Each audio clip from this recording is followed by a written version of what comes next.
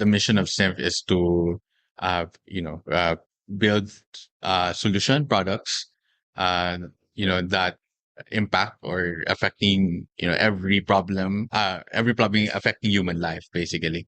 So in that context, we want to work with companies, organizations that are really impactful project. That means if you're working in, for example, healthcare, or you're working on transportation management, or you're trying to solve a Mm. portion of that, these are like things that we really enjoy working.